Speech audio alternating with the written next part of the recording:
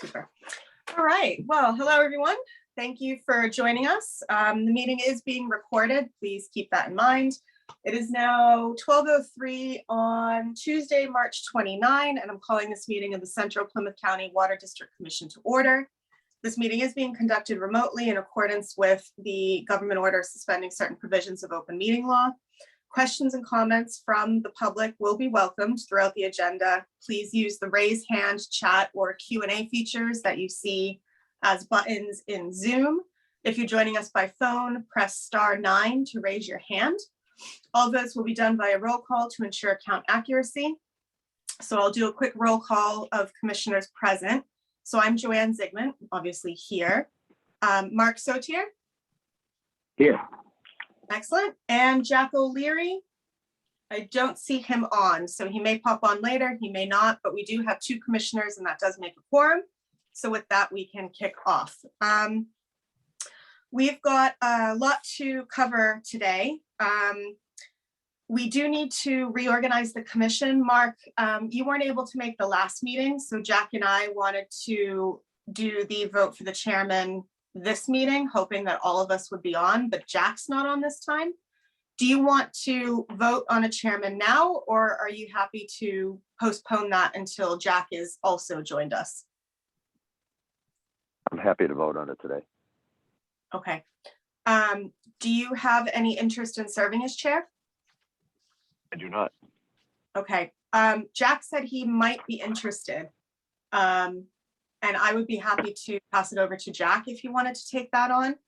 But I can't really confirm that unless he's at the meeting. Well, so I guess, sounds like we should wait till the next meeting then. Yeah, maybe let's table it, or if he jumps on today, then we can do it today. Otherwise, let's table it to the next meeting. Okay. Review of the operating principles. I had a read through them. Mark, I didn't see anything that needed to be changed. Did you have a chance to look through it? I didn't see anything that needed to be changed either. Okay, super. So I think we're just happy to continue. We don't need to vote on that because I don't think it's required of us to even have them in the first place. But Frank, maybe if you can ask Jack if he's got any changes, then we can talk about those at the next meeting. Otherwise, they're just going to stay the way they are. Great. Thank you. All right, minutes from Tuesday, February 22nd. I reviewed those and I have no comments. Mark, did you get a chance? I did, and I don't have comments either. Okay, super. Do I have a motion to approve? Motion. Okay, second, all in favor, Joanne, yes? Mark, yes. All right, minutes approved. Thank you. Finance report and invoice approval. Over to you, Frank. I sent out the finance report to the commissioners last evening, which just shows the one check, $9,851.40 paid to ESS, or now known as TRC. That was processed and just interest. The February 28th balance, $479,955.57, and just looking for approval of the March 21st invoice from TRC, totaling a grand total of $3,666.58. Do I have a motion to approve? Yes, you have a motion. And I'll second that. So all in favor, Joanne, yes? Mark, yes. Super. And just as a reminder, if you could, if the 2 of you could just send back that email saying approved on it, that gives me the writing, the backup in writing to have that paid and get that out. Okay, sounds good. Thank you, Frank. Okay, also just as a quick update for folks, so the commission did request through Senator Brady's office whether there could be some earmarks put into the budget for the commission, the budget for the state this year to benefit the commission and the work that we do in the district. So what we requested was 50,000 for administration and kind of ongoing work in the district, which is generally what we've requested in the past. 50,000 to potentially continue ongoing water quality monitoring at Silver Lake, and then 150 grand to supplement any work that we do on a study of regional water supply needs and solutions. So I haven't heard anything. It's going to take a while, obviously, for all that to run through, and some of it probably won't. But I do see that we have Al from Senator Brady's office on with us. Al, do you have any updates? Oh, good afternoon. I wanted to Hi, thank Al. you for sending that to us. It's very concise. It was just what we were looking for. Awesome. And the senator is meeting with the chairman of Ways and Means next week. And he'll be going over all his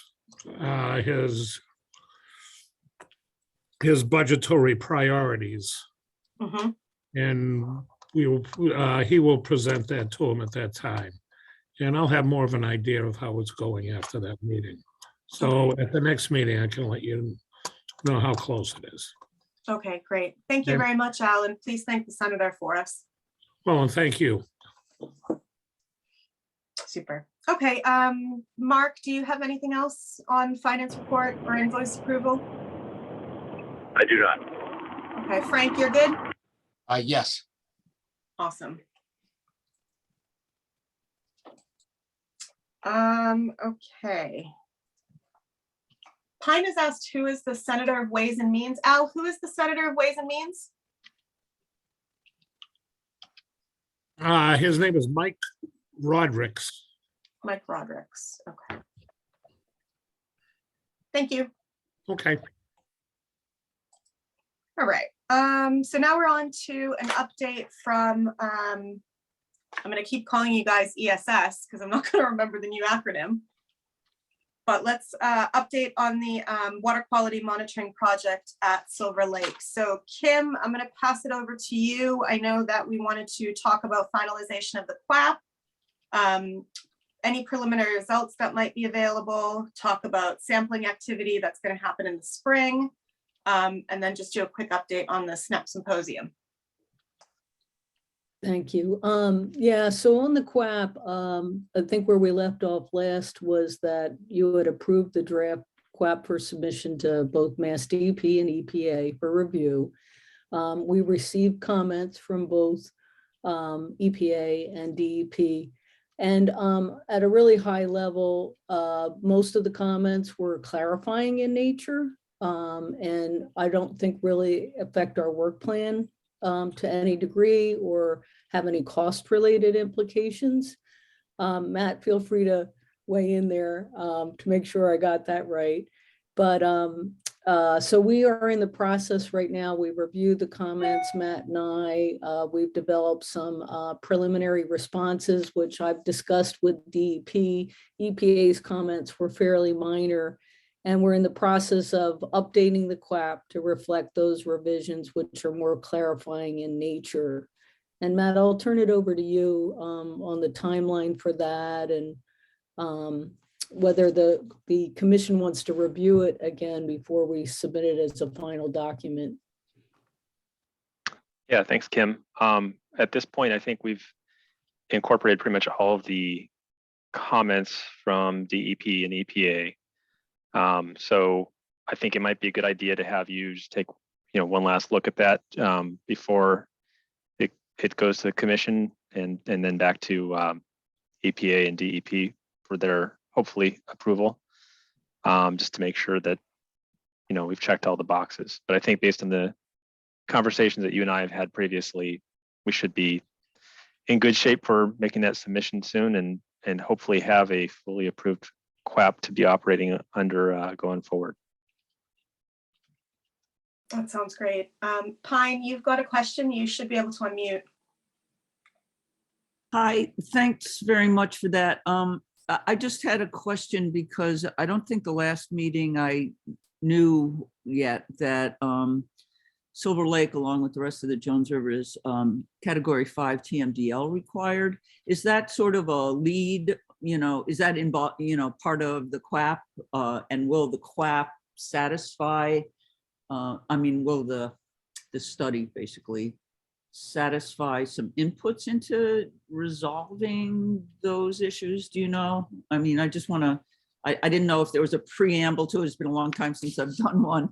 So I was just curious about that. If it will help us resolve those issues, basically. Well, so the process under the Clean Water Act is that, the states administer that TMDL program. And yes, that's correct. If a water body is impaired and listed as Category 5, the state has to prepare a TMDL report. So that's really a state-led effort. That wouldn't be anything that we would initiate through the commission. However, the data that's being collected can be used by DEP. Once we have a approved QAP in place, they can incorporate that data, given their timeline and ability, into a water quality assessment program to update what is known about the condition of the lake and to put it into, further information into what they call the integrated list of waters. But it would really be up to DEP to determine whether or not they were able to move forward with the development of a TMDL. But some of this information could be built into that should DEP choose to move forward with that. Thanks How a lot. long do they have to decide on that, Kim? Or is it just up to, because I know it's taken quite a while for Monpont, so. Right. Well, so under the Clean Water Act, they're required to prioritize waters for TMDL development, and they typically report on that in the integrated report. So I think the last report that was approved was the 2018, and I believe the 2020 is out for public comment.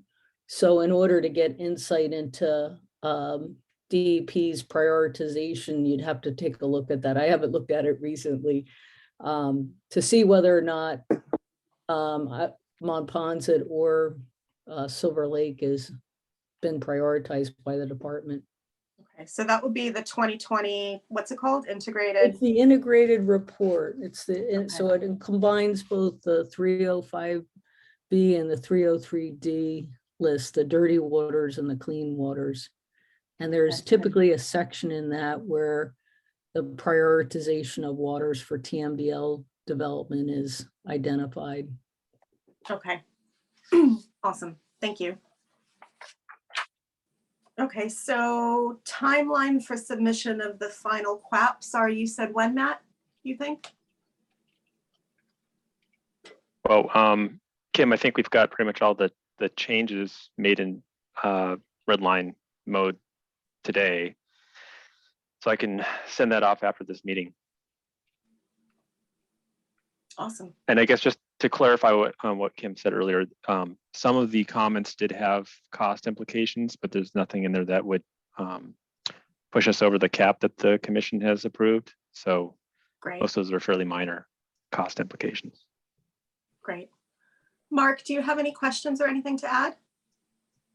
No, I just curious if you could define fairly minor, like how many, what are we talking about for dollars?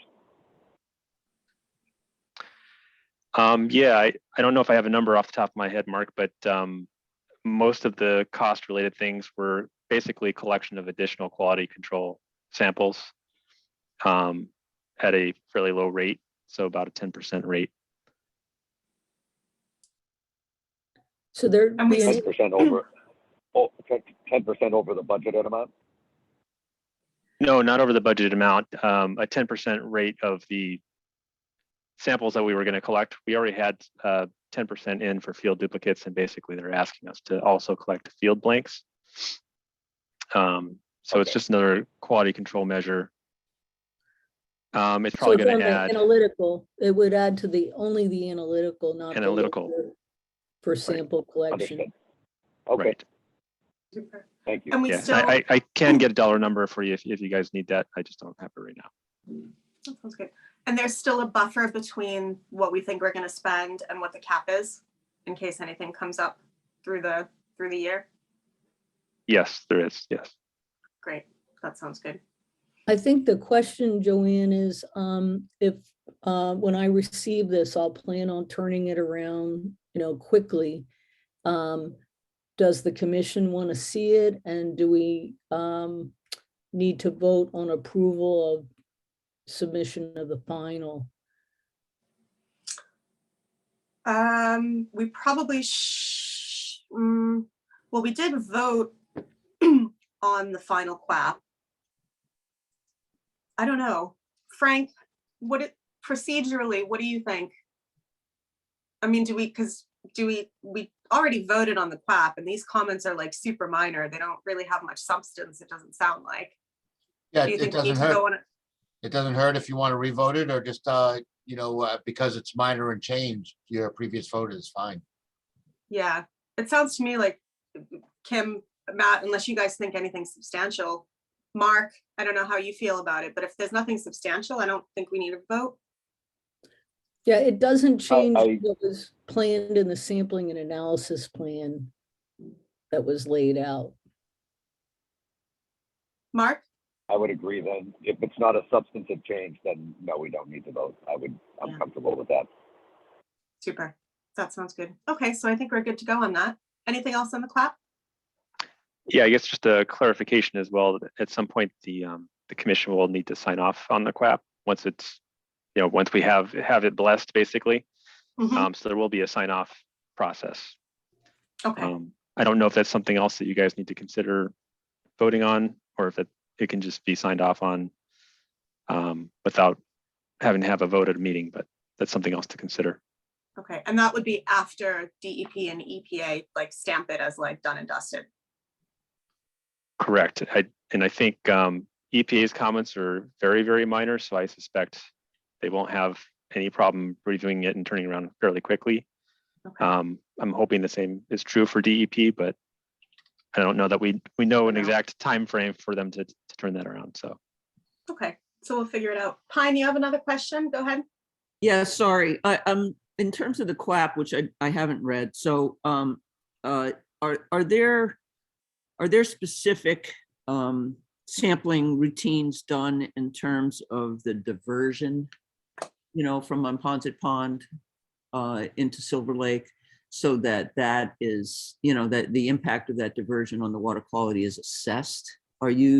Is that like an outcome that you will pursue in that QAP? Maybe the best way to answer that is that I think we already had that diversion sampling as part of our program. So the QAP is really more looking at the quality assurance, quality control portion of, what that sampling program is, more so than the program itself. Oh, okay, but ultimately, the commission will have an assessment basically of, what that impact is likely to be. I'm asking only because, we're still diverting 18 million gallons a day over into Silver Lake, which is roaring down the Jones. Yeah, we will have sample data from that. Awesome. To share at the end. Yep. Thanks, appreciate it. Thank you. Okay. Do we have any preliminary results or anything to kind of report on?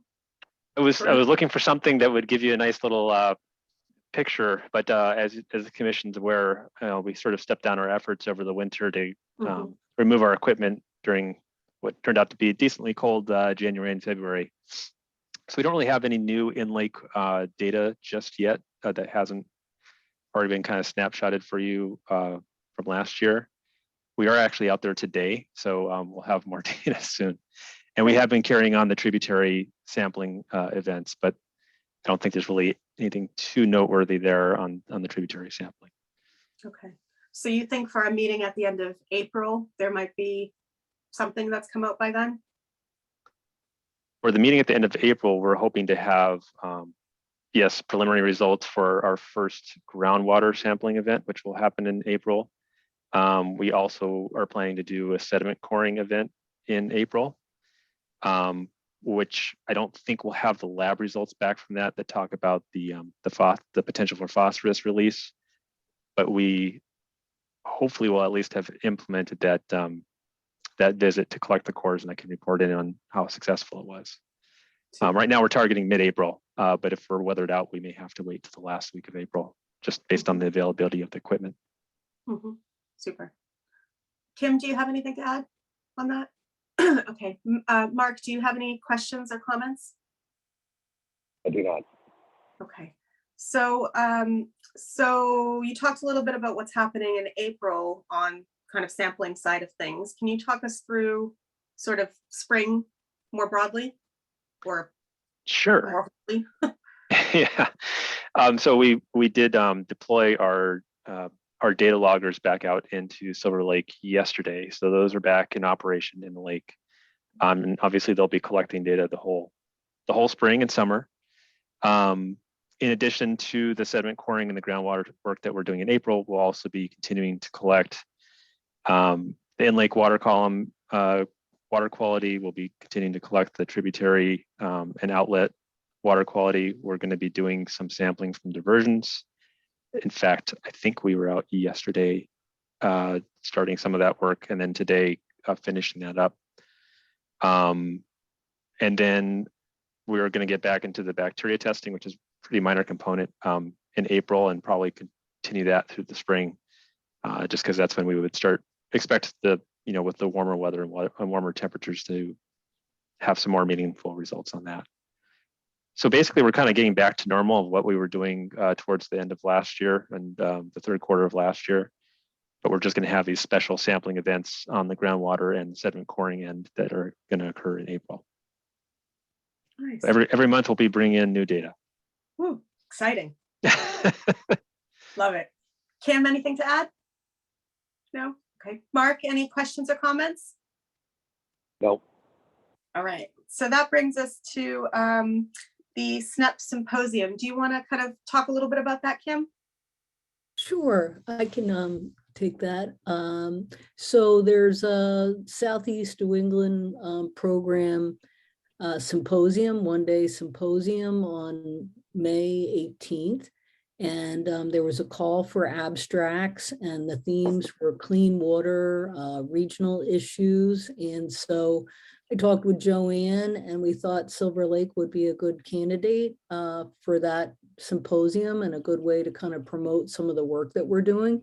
So we submitted an abstract, and we're waiting to hear if it was accepted. And if it is, both Matt and Joanne would be co-presenters on that. And the focus would be on the sampling work that's being done, but then what the next steps would be to engage the broader communities into the process. And once we get the results, to look at management options.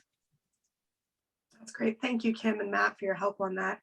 I think that's going to be good. Mark, one of the things now is kind of spring's kicking back in, and we're going to start getting some sampling activities back on the ground and some kind of preliminary results rolling in. We should probably talk about how to kind of raise some more attention for the project. So I know that potentially there's an opportunity to talk about it with Brockton City Council. Ask Susan Nicastro, the counselor for Ward 5, who's also on the advisory board, to maybe put in a resolve for us so that we can go ahead and do that, especially since there's some new counselors on as of January. But maybe there might be opportunity to present from the select boards as well for some of the towns during the spring. So maybe we can talk more about that too when we've got Jack on. What do you think, Mark? Okay. Yeah. Yeah, that sounds like a plan. Yep. Awesome. Definitely. Sounds good. Okay. Kim or Matt, anything else on the water quality monitoring project? I think we're good. Joanne, the one thing is that as the data comes in, and Matt and I haven't really talked about this, but there'll be a lot of data, and it's going to need to be reduced and evaluated and summarized and interpreted. Mhm. And at some point, we'll have to look at the schedule, but obviously we're going to wrap all that up at the end of the project. And there's more sampling, but look at things as the data comes in. And so just something to keep in the back of our heads is, I know you had always planned to have a public engagement piece of this, and whether that's at the end of the project, after everything's been collected and summarized, or whether there's a need to, provide updates to folks, when we have a good enough body of information that, we're able to interpret what the data is telling us. Mhm. So just something to be thinking about. Yeah. Do you think, and maybe this is a question for you, Matt, like, do you think that there's a point between now and the end at which there is enough evidence to present that would give people something to like actually bite into and chew on, and that would not change based on what happens, the remainder of the project? Like, is there kind of like a midpoint, really? It's a little bit difficult to say just because I think the project field sampling will be kind of wrapping up right about the critical time, coinciding with the critical time for water quality issues when they usually come up. So like late summer, if we do have an issue with algae, cyanobacteria, or high nutrient levels or something like that, or widespread anoxia in Silver Lake, a lot of that won't really become apparent probably until mid to late summer. Mhm. So probably, if we see something that could be concerning, it probably won't be until that point. So I think to Kim's point, a lot of the story may actually come in towards the end here. Based on what we saw last year, I think, because we were out there in September, we probably will see sort of like that, the most stressful conditions towards the end of the summer. And that's probably going to give us the most meaningful data. Although everything that's happening now will feed into what that picture looks like later in the year. So it's important that we're also getting it now. Mhm. The other thing to consider here is we have the water quality model that we're developing from the sediment coring data, as well as some of the water quality data that we're collecting. And as that comes together, that will give us a better picture of how all of these different pieces fit into the puzzle. So we'll kind of have a better idea of how important these different inputs might be at different times of the year. And that's going to take a little bit of time to develop at the end, even though we can get some of it started because we want to just seed it with the best data. So we can get things set up ahead of time before October and be ready to hopefully run it quickly after that. But we really won't have a lot of meaningful results from that until after that period. Mhm. So the answer is yes, we'll probably have some meaningful results early on. I know definitely with the sediment coring work we do, if we see certain fractions of phosphorus that are very high, even before we do the modeling, we'll know there's probably going to be a big component of internal phosphorus loading. Mhm. Similarly, if we see very little of those fractions, we can say there probably isn't a big component. So we can start making some of those calls a little earlier on, but we won't have really the full picture towards, close to the end of the field season. Okay. So Mark, maybe we just keep it in mind that maybe there is a need to do something in between, but not plan for it now, and just kind of assume that most of the meaningful stuff will be at the end. How does Yeah, that it sound? sounds like it would be it sounds like it would be a post Labor Day where there would be, really more meaningful information. Yeah. Okay, that sounds good. Matt, Pine did ask kind of a technical question. She wants to know how deep the coring is going to be. Pine, could you clarify whether you mean how deep the water is or how deep the sediment core will go?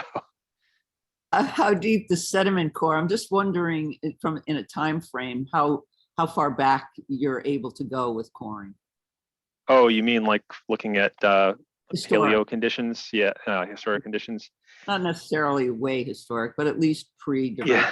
historic, Well, so what we're sampling for really isn't set up to be what they call a paleolimnological assessment, where we would look at like algal communities from historical periods. But we're hoping to get cores that are, at least 20 to 25 centimeters deep, so a quarter of a meter.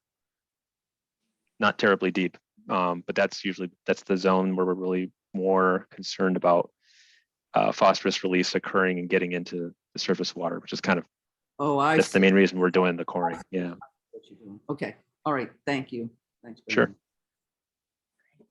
that. Okay, does anybody else, Commissioner Sotia or any members of the audience have any other questions about the water quality project before we move on? No? I Looks have like one we're all more good. I have one more question about if there's any data on the plants yet. Any info on what's growing, all those tall things are? I think we talked about that at a previous meeting, didn't we, Matt? Can We did. I think I shared some maps, which we can. I think I missed that. Can you send it? Yeah. to me? Yeah, there's also recording on our website, Pine, of the meeting. Matt, maybe if you could figure out do you remember which meeting that was, or do you have slides from that? Yeah, I want to say it was December, but I'd have to go check. Okay. But Pine, just real quickly, we did find Eurasian milfoil, variable leaf milfoil, and fanwort. Those are the 3 Oh. invasives we found. Mhm. And probably the things that you were referring to, because they are all high biomass type plants. Really tall plants? I mean, Yeah, some of them can get stems that are, 15 feet long or so. yeah, that's what I'm curious about. Yep. Thanks so much. Awesome. All right. Thank you, Matt and Kimberly, for all that you guys are doing on this. Thanks, everybody. All right, so on to an update and discussion on the purchase of the hydro dredge. So we're at the point where we are developing an RFP to purchase a hydro dredge. Frank, I'm going to hand this over to you. Yep, thank you, Chair. And regrettably, I did not get a chance to finish it. I'm at about 70%, 70% complete. We've had a couple of things at the county come up that demanded my supervision. So I'm hoping to finish that up over the next this afternoon and tomorrow and get it advertised so that we can get it released out. Sorry for the delay. It's unfortunately been unavoidable though. No, it's no problem, Frank. It's totally understandable, and we really appreciate your help with all of this. Mark, do you have any questions? Or Pine, do you have anything to add? I'm going to be reaching out to Pine. I'm really happy you're getting going on it, I'm excited. I understand delays, believe me. Yeah. I just want to be sure that we can, send it to Keene so they don't miss it. That's all. Yeah, All so we can direct send it to anybody we want. That's part of the statutory permissions. So we'll advertise and then send it to Keene. I have the email from the original specs and quote. Awesome. So as soon as it's released, they will get it. But I will send it by you just to make sure you and Brad are okay with it prior to it going out. Okay, that would be really helpful. Thanks. And it's just I want to make sure that Mark Keene doesn't miss it, Yeah, no, I absolutely. did alert him in January that it was going to be coming out, but haven't talked to him since then. Yeah, we'll advertise it. It'll be out. We put the advertisements in on Wednesday tomorrow, and then we'll release. That'll be the advertisements come out on Monday in goods and services, and then we have to statutorily put it in the newspaper also, along with on our website. So we'll do all that, but that gives us from Wednesday till when we actually email it out on Monday, time for you guys to review it and make any tweaks that you think we need to. Chair, I will be submitting an invoice for the newspaper advertising. It usually runs about $200 for a legal ad, and that's all per requirement of the statute.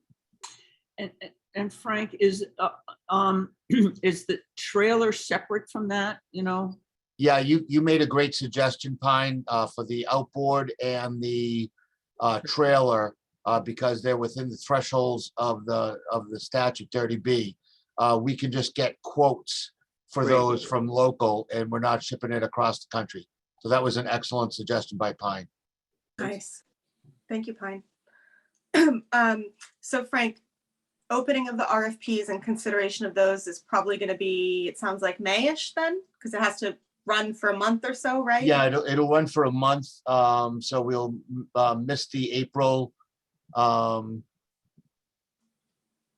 if we get it out by the 4th, we can get it back on the 22nd and be ready for your approval on the 26th.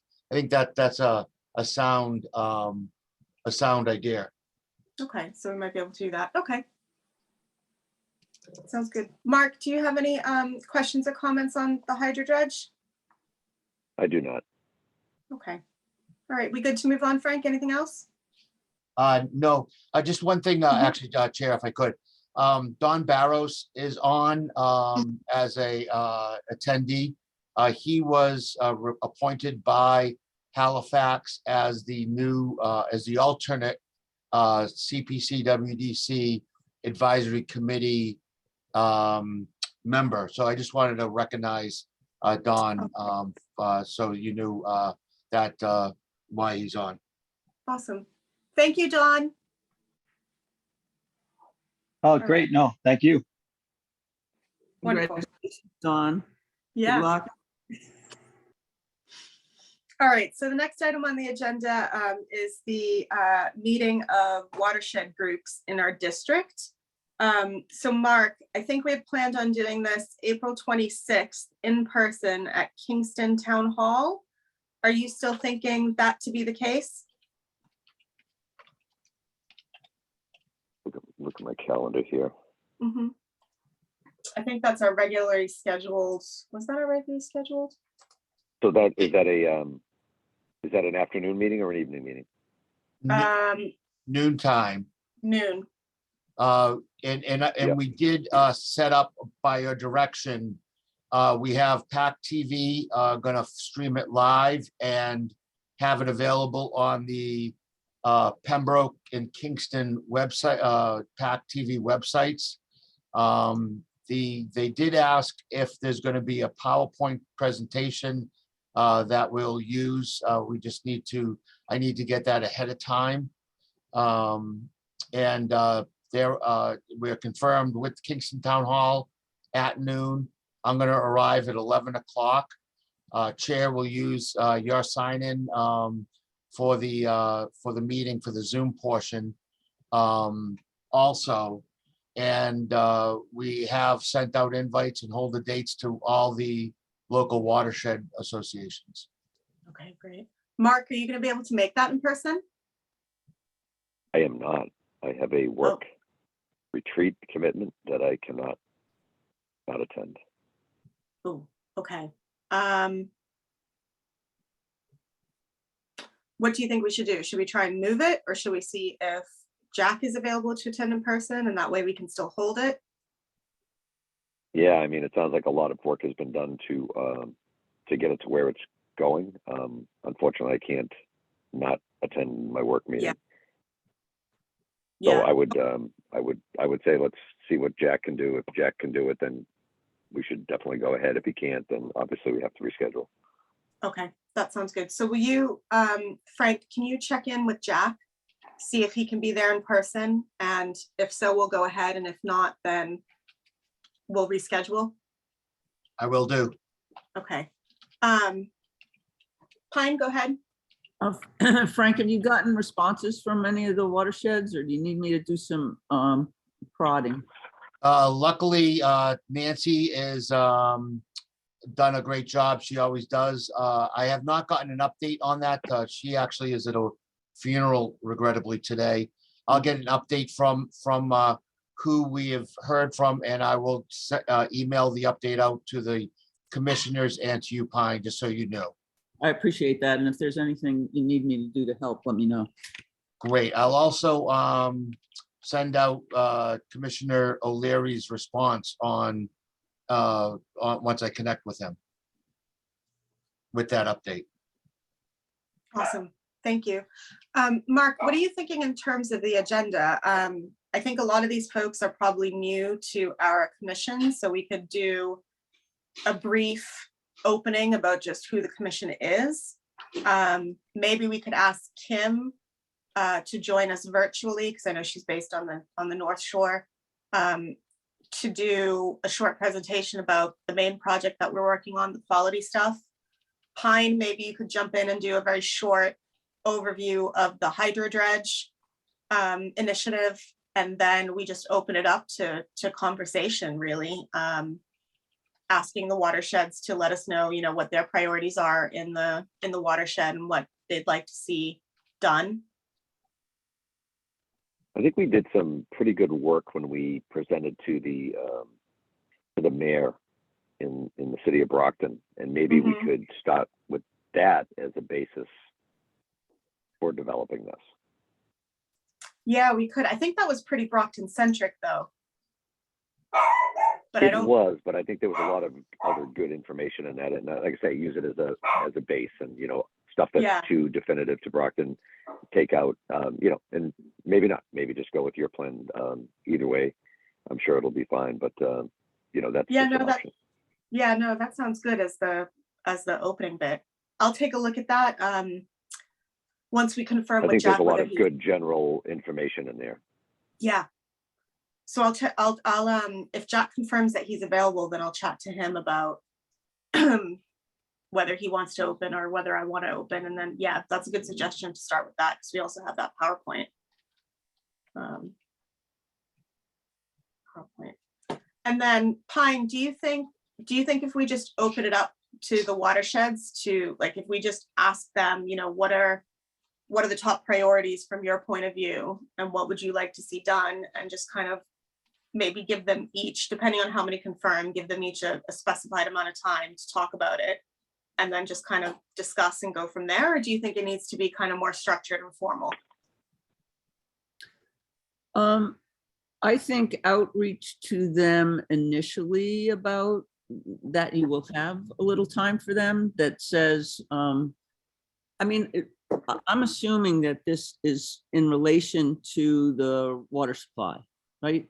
So Pembroke and North-South would be engaged in the diversion of Furnace Pond, basically the headwater of the Herring Brook into Silver Lake, and there are issues around fish. I've had some interesting, we had an annual meeting last week, and a couple of, one of the guys from Pembroke was here, and he had quite a bit to say about the condition over there of Furnace Pond and whatnot. And I know the North-South has done a lot of work on dam removals and getting the fish up there. So I think that would be helpful. I think, in terms of the Monpont Watershed Association and Taunton River Watershed Association, the diversion of Monpont Pond into Silver Lake. So having a discussion, really, I would love to have it about, how we can, maybe plug some ARPA investment into improving the situation, so that all of these systems and the 3 bays that are associated with it can be improved, would be a really substantive conversation, and you would have a lot of interest from these groups on that kind of thing. Because it's, as I've said to you before, we've got, one shot in a generation to make some improvements here. And if we miss the boat, I will personally feel I've failed, Yeah, I mean, the challenge, I think, is that all the ARPA money is controlled at the municipal level. And but each of these groups works with their municipalities. With their municipality, yeah. And so if there's a way for us to, coordinate the municipal investments, in my dream that I think I shared with you, we could wind up getting Brockton the most excellent of the country's water supply and restore 3 river systems in terms of their herring runs and whatnot. So, and I do not think that is a pie in the sky kind of thing. I think it's actually a necessary approach. And I think will generate a ton of enthusiasm that way. And that's what, in order to bring the state into it, in order to get real solutions, we need widespread support. And I think this is an excellent opportunity to, kind of get everybody on the same page and to work in the same direction. I think we'll make some really big strides forward. Mark, what do you think about that? I agree with Pine. Yeah, that sounds good. Okay, so let's confirm first with Jack. And then we'll go from there. Super, that sounds good. Okay, thank you, everyone. So diversion approvals and protocols. So just as a quick reminder, the Town of Halifax Select Board asked the commission to help clarify what the process and procedures are for diversion during potential flooding threats. And the commission agreed that we would help facilitate the development of an MOU between Brockton, the communities around Monpont, the commission, and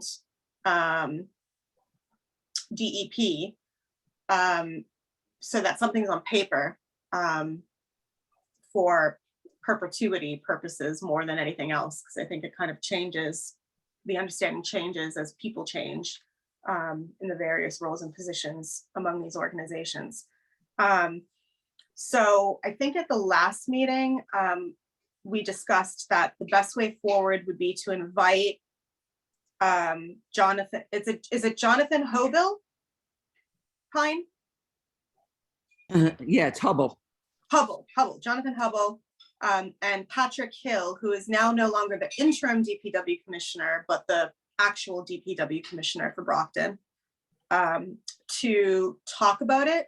And we can also potentially invite, I'm assuming it'd probably be the chair of the select board or the town administrator of Halifax and abutting communities, to kind of have a discussion from which we can then develop the MOU. That's kind of what I'm thinking, instead of trying to put something on paper and then just send it off to people. What do you think, Mark? Yeah, I would agree with that. Okay. So that would happen in May.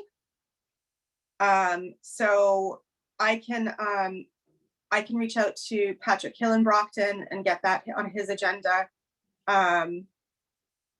Frank, maybe you or Nancy could help us with the appropriate municipalities around Monpont and who to invite to that meeting. And then Pine, you probably have the best relationship with Jonathan, so maybe you could reach out to him and invite him to join us. So I don't mind at all. I can text him. I have his cell phone, so I don't mind doing that. I'm just clarify for me, because I spaced out for a second. This is develop an MOU with Halifax around the diversion? No, so Halifax has experienced instances of potential flooding of Monpont. During those times, they want to divert to prevent that flooding. So obviously during the allowable period, the commission doesn't have any role in that, because Brockton can just do it if they want to do it. So that's between really Brockton and the town.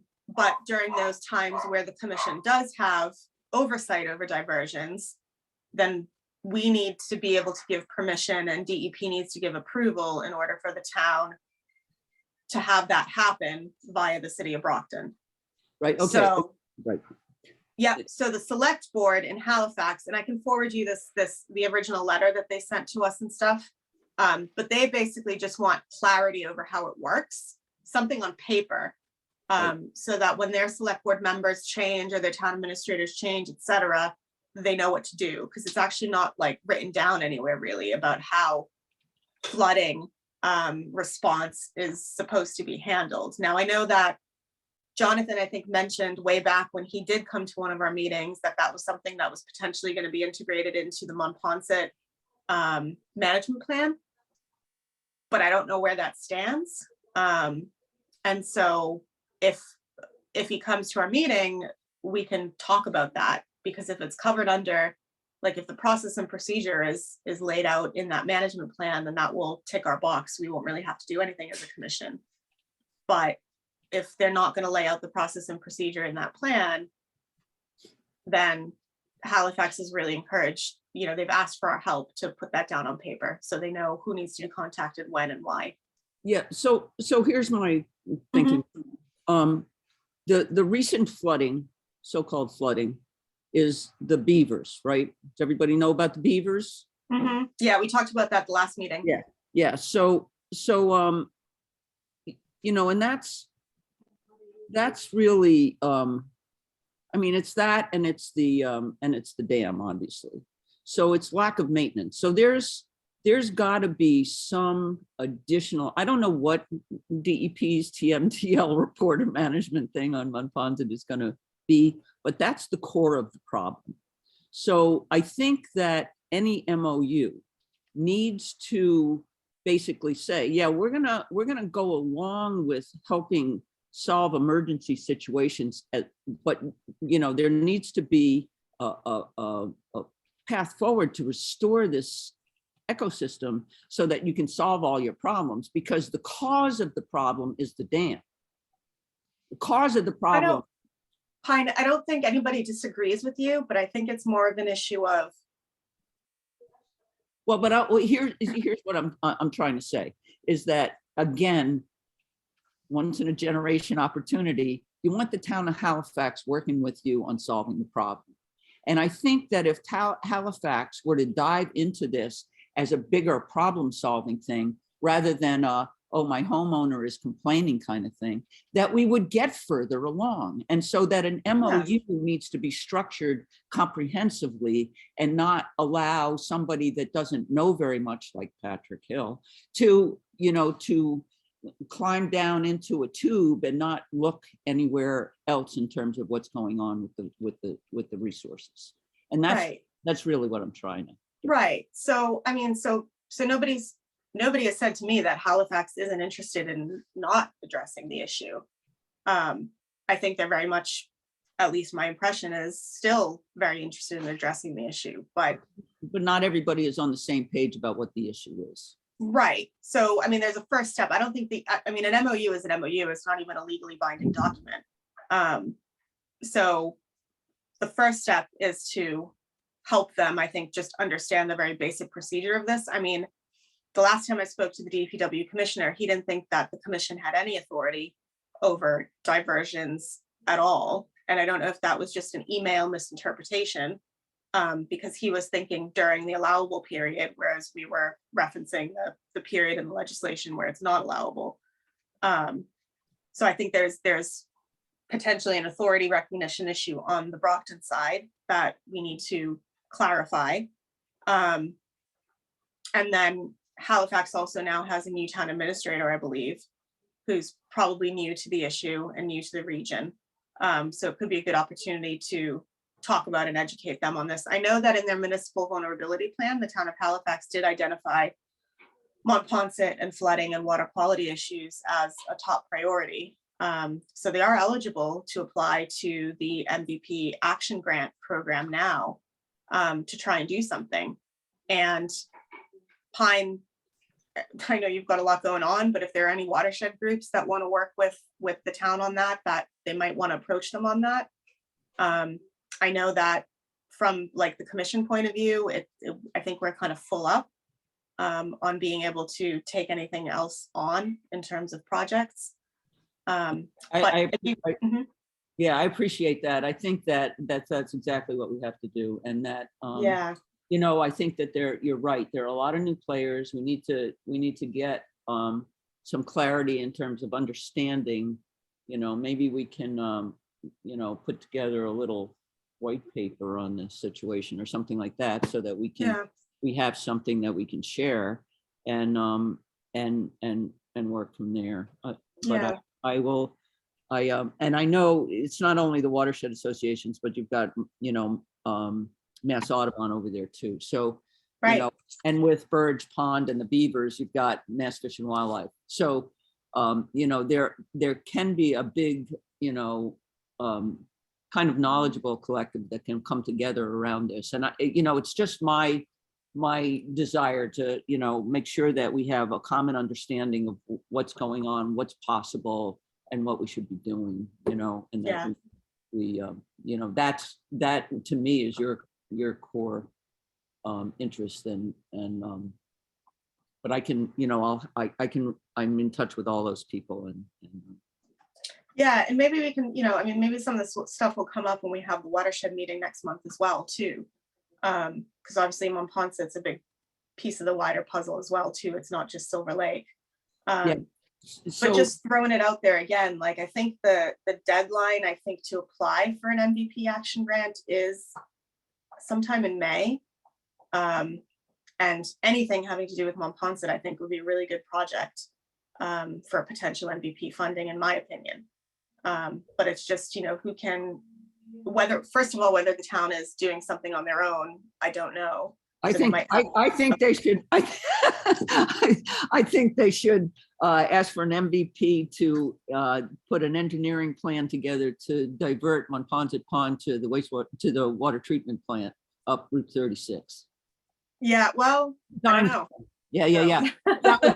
That would eliminate. That way they could take out the dam, eliminate the problem, and Brockton could have a regular, Yeah. But we can't go forward because there's no studies of any type. So. Yeah. Well, the MVP project. I'll reach out to them. Yeah.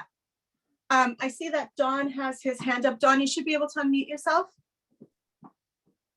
Hi, all.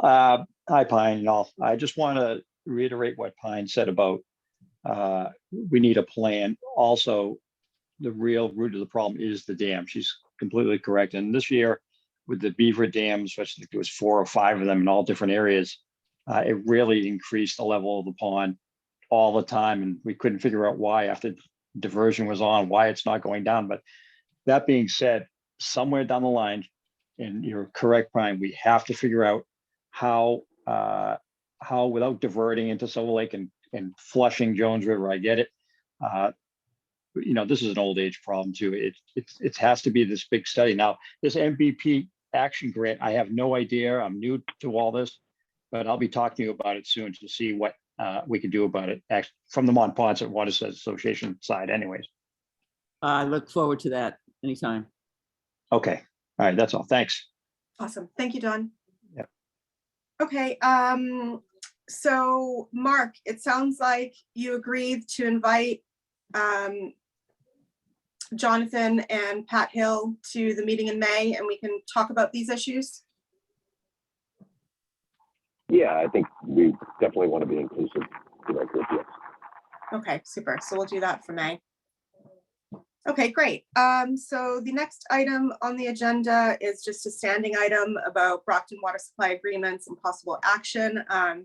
I haven't received any new information about any additional or pending water supply agreements other than those that we received in the past. There is beginning to be some discussion again in Brockton about whether or not the Aquaria plant should be purchased or not. But I don't have any further information on that at the time either. Anything on that item, Mark? No, I'm good. No. Okay, super. Pine is asking, can you say what the agreement with Abington is? I don't know what the agreement with Abington is, Pine. I would have to look back at the email from the city to see what they said. Actually, I should be able to do that quickly now. Let me see.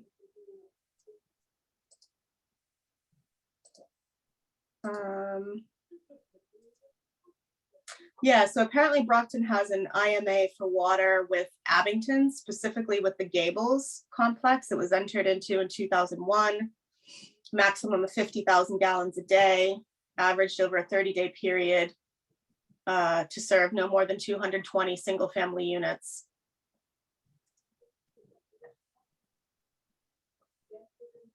And do I have a copy of that IMA?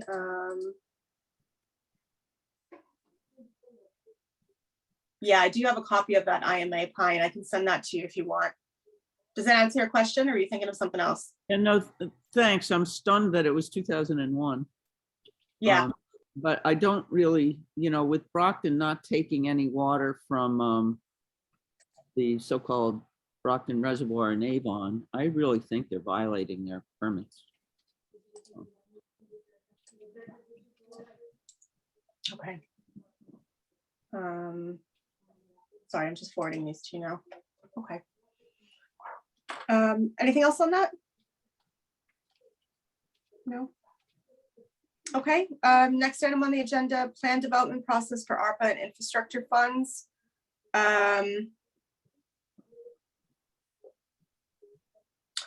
So we touched on that a little bit earlier by saying that we hope to engage the watersheds in helping to encourage municipalities to use ARPA and infrastructure funds for solving some of these water issues in the district area. At our last meeting, Mark, we talked about perhaps it being time to have a meeting with the mayor again of Brockton to talk about and encourage them to contribute ARPA and infrastructure funds to a regional study, which we talked about with Jack at the last meeting, would look at water supply needs and possible solutions within the district. But that's kind of as far as we got on that one. Actually, if I could, Chair. Yeah. Commissioner O'Leary did send out a letter March 1, 2022 That's right. to the governor That's right. concerning ARPA plan funding opportunity. So I'll include that with the minutes. I thought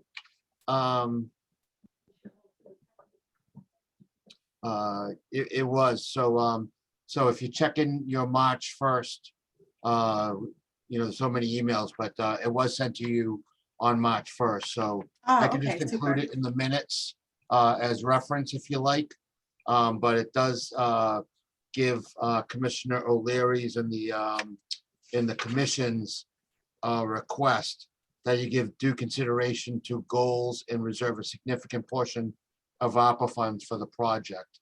And I know Commissioner O'Leary worked with Al in Senator Brady's office. So I know thanks goes to Al as always. He's such a big help for us.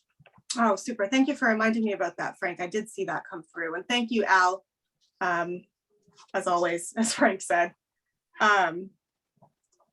Anything else on that? Mark, do you have any questions or comments or anything? I don't. No? Okay. Anybody else got anything on that? No? All right. So now we're on to any other business. Does anybody, Mark, do you have any other business? I don't, Joanne. No, Frank, your end? No, I just wanted to make sure when we were talking about the May meeting, that's the regular May meeting. That would be the 31st of May, Tuesday at noontime via Zoom. Yes, but I think, yes. But maybe we could hold it in person in Brockton. But let's confirm with, I'll confirm with Patrick Hill first to make sure that he's available. And then we can confirm details after that. Great, we have some time, so just let me know once so that we can reach out, because you asked me to reach out to the local municipalities. So is Ed Thorne still the interim over at Halifax, or do you know of a permanent? As far as I know, I don't think he's changed. I don't know if anybody else has any other information. No, Yeah. okay. Because Pine, you have I your hand had not heard that the permanent had been, we just had Ed over a week or so ago. Okay. Oh, Dawn has said it's yes on Ed. It's still Ed. Okay, great, thank you. Super. Pine, you have your hand up? Yeah, and it had to do with the date. So you said May, whatever, but you also said that the watershed group was April 22nd, which is a Friday? 26. 26. Okay, thank you very much. Very welcome. And that's at Kingston Town Hall, April Yeah, yeah. 26th Yeah. at noontime. Yeah, that's what I had on my calendar, but not in my notes. Thank you very much. Great. Super. Anybody else have any other questions or comments before we close the meeting? No? I just wanted to let you know that we did kick off the, with DMF, the final design and permitting of the fish ladder at the Brockton Dam. We had a kickoff on March 10th, I want to say. And fish counting will be starting this Friday, believe it or not. So part of the problem with the diversion right now is that it's just overwhelming, that temporary fish ladder and whatnot. There's so much water going down there. I don't know how we're going to quite deal with it, but I trust we'll figure it out. So I don't know what Brockton's, what the impact of those. I know the Fish and Wildlife, I thought that they had taken the lodge out that was at the intersection of Stump Brook and, right above the dam, but maybe not. I heard a 70-pound beaver was. Wow. Yeah. That's a lot of fur. I recognize the challenge, but it'd be good. And I think that if we can, if we do wind up getting the dredge in action and stuff like that, Stump Brook is just waiting to happen.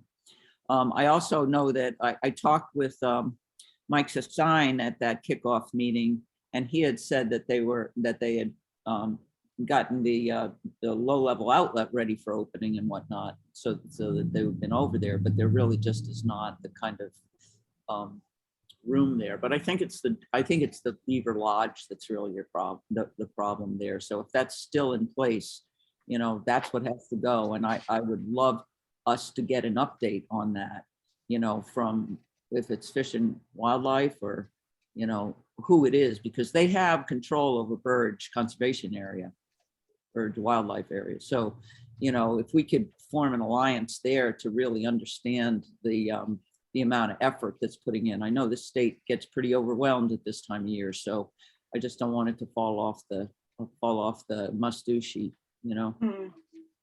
because it's not helping Silver Lake, really. Yeah, that's a good point.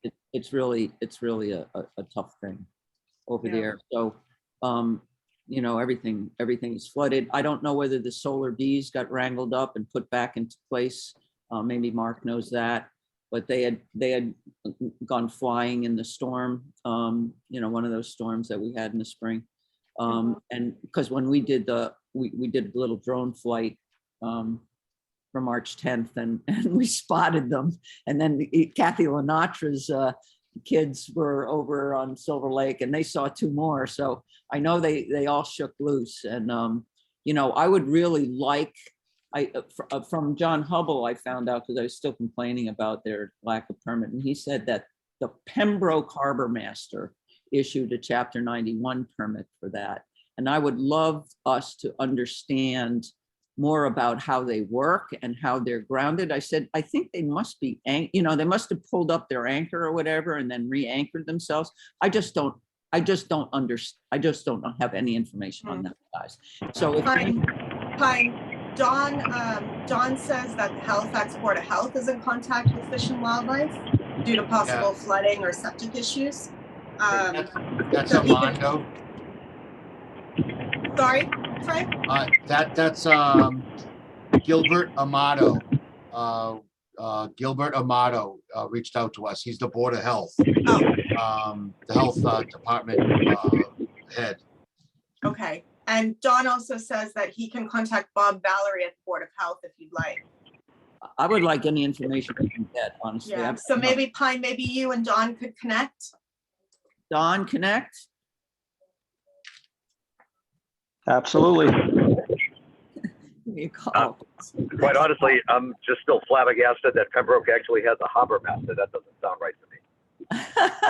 Yeah, that was the first I'd heard of it too. But there you go. Learn something new every day, especially when you're talking to John Hubble. Okay, super. That sounds good. I do just have one other question. Al, are you still with us? No, I think. Still here. Oh, yeah, Oh, there it you're is. still here. Al, Yeah. quick question for you. So with the earmarks and Mike Roderick's of Ways and Means, would it help if we sent him a direct letter encouraging investing in the district's water supply issues? Or do you think that's not really necessary? I will inform you after the meeting. Okay, sounds Okay. good. Thank you, Al. All right. Okay. All right, so with that, do I have a motion to adjourn? Motion to adjourn. All right, I'll second that. All in favor, Joanne, yes. Mark, yes. All right, thank you, everybody, for joining us today. Have a good rest of your day. Thanks. Thanks a lot. Bye-bye. Bye.